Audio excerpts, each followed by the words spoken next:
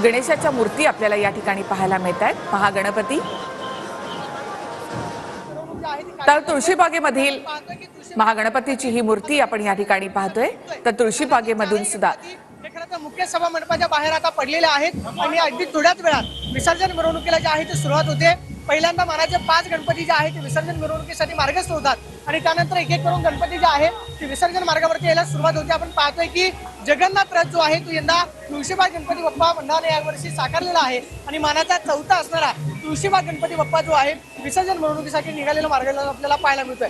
Camera person Abhijit पिसेसोनी, Pradeep Kapse, TV9 Marathi, Pune. ती म्हणजे तुळशीबाग सार्वजनिक गणेशोत्सवाचा गणपती, त्याची ही मिरवणूक आता या ठिकाणी निघालेली आहे। तर मुंबईच्या राजाची विसर्जन मिरवणूक जी आहे ती सुरू झालेली आहे।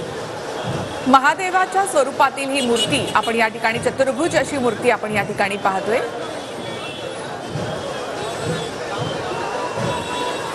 तर मुंबईचा राजा आता विसर्जनासाठी निघालेला आहे।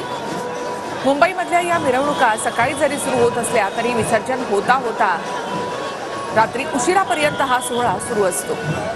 मुंबई पुण्यामधल्या विसर्जनाच्या या मिरवणुकांमध्ये जगभरातील लोक सहभागी होत असतात। अवघी मुंबापुरी या विसर्जन मिरवणुकांमध्ये सहभागी झालेली पाहायला मिळते।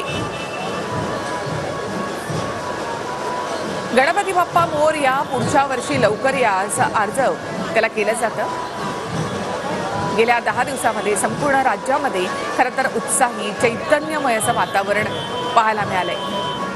निर्विघ्नपणे हा संपूर्ण सोहळा जो आहे तो पार पडलेला आहे आणि विसर्जनाच्या मिरवणुका म्हणजे मुंबईमधला हा खरं तर या सोहळ्याचा अत्युच्च असा क्षण असतो।